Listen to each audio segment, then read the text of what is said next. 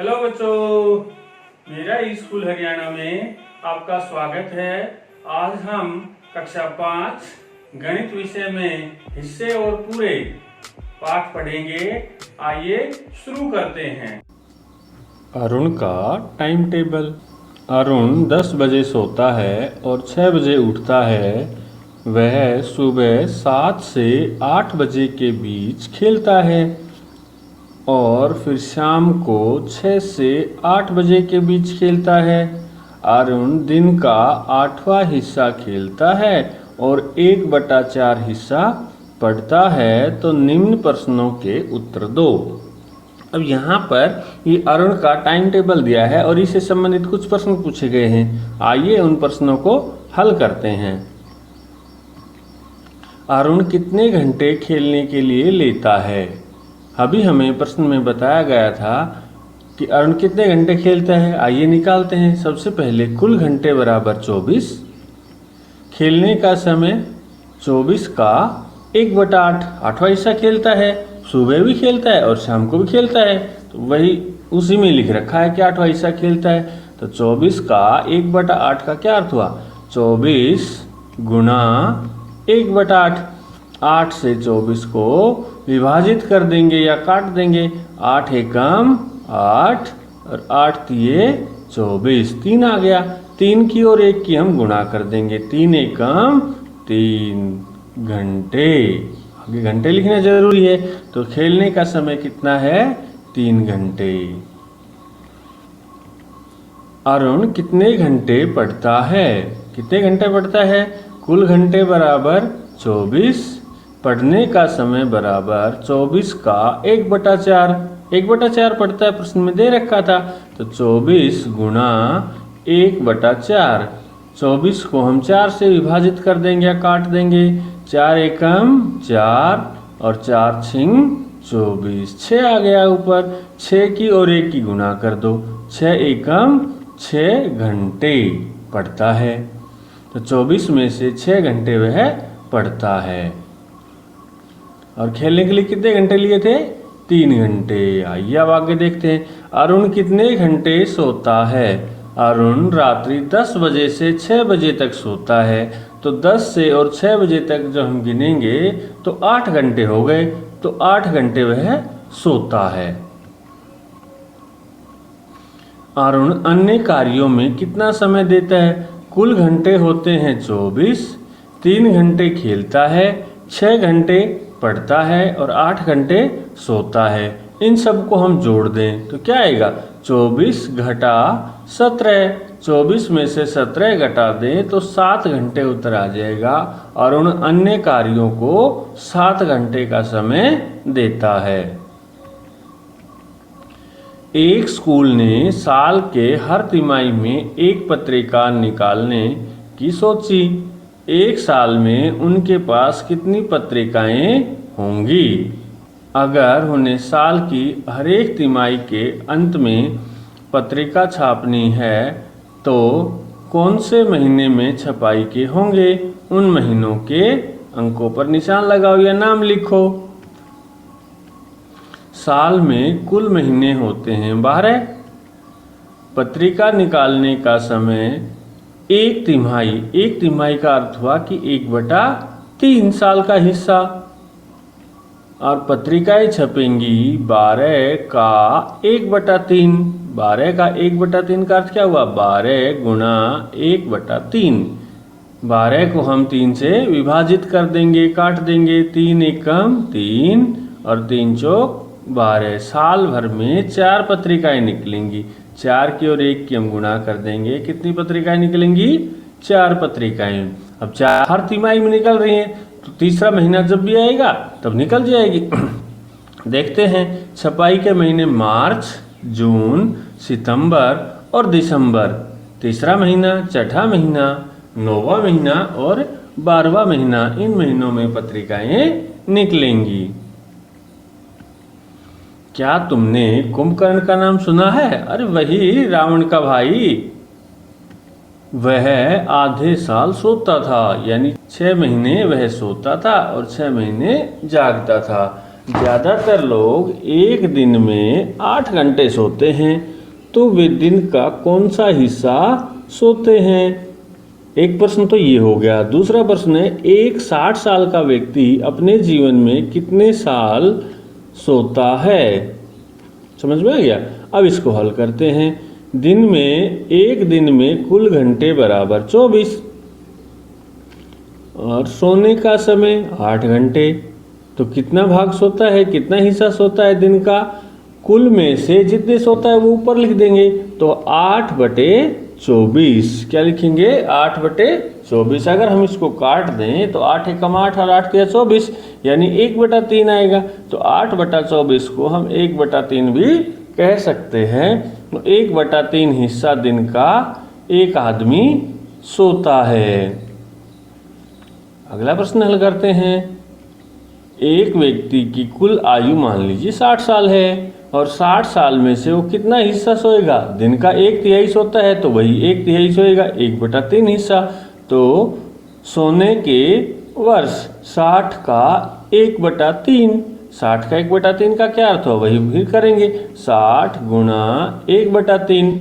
3 से हम 60 को काट देंगे, 3 एकम 3 और 3 दूनी 6 और 0 की 0 हो गया। विभाजित 60 3 से कितना आ गया? 20। 20 की और 1 की गुणा कर दो, 20 एकम 20 साल तक एक आदमी सोता है। ये अगला प्रश्न हल करते हैं। टमाटर का भाव 12 रुपए प्रति किलोग्राम है। टमाटर का क्या भाव है? 12 रुपए प्रति किलोग्राम। किरण ने 2 सही 1/2 किलोग्राम टमाटर के लिए कितने रुपए चुकाए? अब प्रति किलोग्राम का अर्थ हमने बताया था 1 किलोग्राम, हमारे पास दे रखा है, इसी से अब हमें सवाल निकालना है।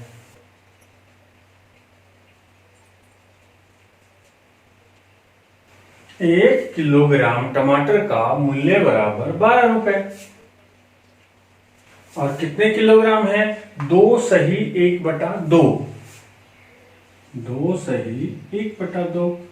ये मिश्रित भिन्न है, इसको हमें अनुचित भिन्न या विषम भिन्न में बदलना है। 2 को 2 से गुणा करो, 2 दूनी 4 और 1 5, ये हो गया 5/2।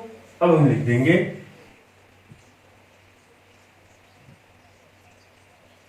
5/2 किलोग्राम टमाटर का मूल्य। 1 का दे रखा है, ज्यादा का निकालना है तो क्या करेंगे? हम गुना करेंगे।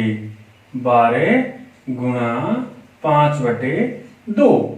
12 के नीचे कुछ भी नहीं है इसलिए क्या लिख लेंगे? 1। 2 से 12 को काट देंगे या विभाजित कर देंगे। 2 एकम 2, 2 6 के 12, 2 के 12 में 12 6 पे आता है तो हमें 6 पे हम इसको काट देंगे। 6 और 5 की गुना कर देंगे, 6 पंजे 30 रुपए। ये हमारा उत्तर आ जाएगा। 2 से 1/2 अर्थात 2.5 किलो टमाटर के लिए 30 रुपए देने होंगे। अगला प्रश्न हल करते हैं।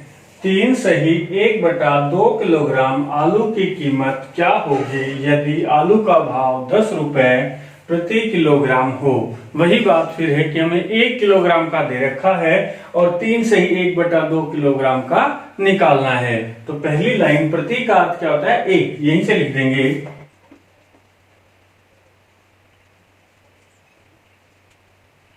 एक किलोग्राम आलू का मूल्य बराबर 10 रुपए। आलू कितने खरीदे हैं? 3 सही 1/2 अर्थात 3.5 किलो। 3 से 1/2 का क्या अर्थ होता है? 3.5 किलो। 3 सही 1/2।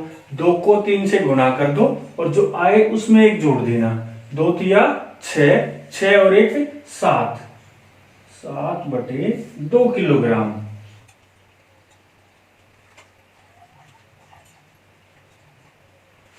7/2 किलोग्राम आलू का मूल्य 10/1 गुणा 7/2, ये आ गया। अब हम इसको काट देंगे।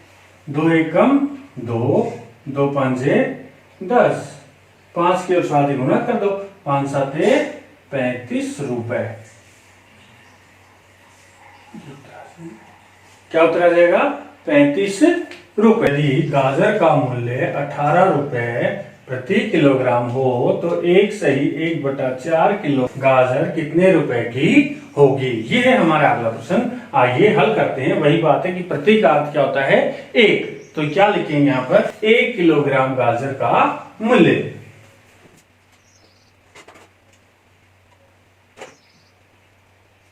एक किलोग्राम गाजर का मूल्य बराबर 18 रुपए। कितनी गाजर है? एक सही 1/4 किलोग्राम। 4 एकम 4 और 1 5।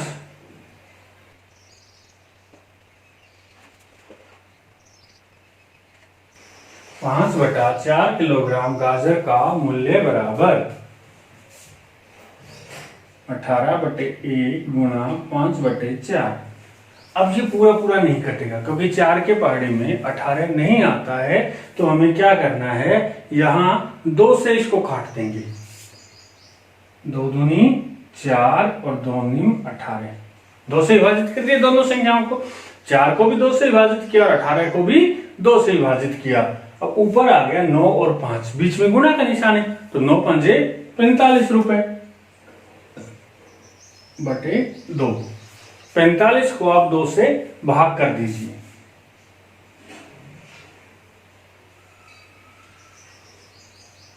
2 दूनी 4, 4 में से 4 गई 0, उतार लिया 5 और 2 दूनी 4, 5 में से 4 घटा दिए 1 बच गई। कितना उत्तर आएगा हमारे पास? 22 1/2 रुपए लगेंगे 1 से 1/4 किलोग्राम गाजर के लिए। ठीक है, अगला प्रश्न देखते हैं। रहीम को अपने स्कूल पहुंचने के लिए 1 सही 1/4 किलोमीटर का सफर करना पड़ता है। रहीम को अपने घर से स्कूल जाने के लिए कितनी दूर चलना पड़ता है? 1 सही 1/4 किलोमीटर। उसे स्कूल जाने और वहां से अपने घर आने में कुल कितनी दूरी तय करनी पड़ेगी? घर से स्कूल गया है, उतना ही वो वापस आएगा। तो क्या करना है? जितनी दूर गया है, जितनी दूरी एक तरफ की है, उतनी दूरी दूसरी तरफ की है। दोनों तरफ की दूरी को हम जोड़ देंगे तो हमारे पास कुल दूरी आ जाएगी। आइए हल करते हैं, कैसे होगा।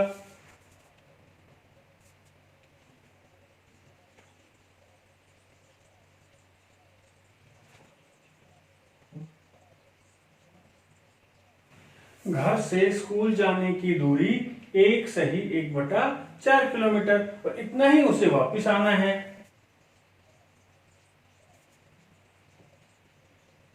स्कूल से घर आने की दूरी 1 से 1/4 किलोमीटर। अब हम लिख देंगे कुल दूरी। 1 सही 1/4 जमा 1 से 1/4। पहले मिश्रित भिन्न को अनुचित भिन्न में बदल दें। 4 एकम 4, 4 और 1 5, 5/4 जमा 4 एकम 4, 1 5/4। ये भी इतना ही हो जाएगा। जब नीचे दोनों संख्याओं में हर समान हो, यहां भी 4 है, यहां भी 4 है, तो हर को हम एक बार लिख देंगे और ऊपर वाली संख्याओं को जोड़ देंगे। 5 और 5 10, 10/4 किलोमीटर आ गया। अब हम 10 को 4 से विभाजित कर दें, या हम इसको यहीं पर 2 से काट भी दें। 2 दूनी 4 और 2 पंजे 10, 5/2 आ गया। तो 5/2 को विभाजित कर लेते हैं हम। 5 को 2 से विभाजित कर देते हैं। 2 दूनी 4, 5 में से 4 घटा दी तो 1 बच गया। 2 सही 1/2 किलोमीटर आ गया। अर्थात 2 सही 1/2 2.5 किलोमीटर उसे आने जाने में दूरी तय करनी पड़ेगी।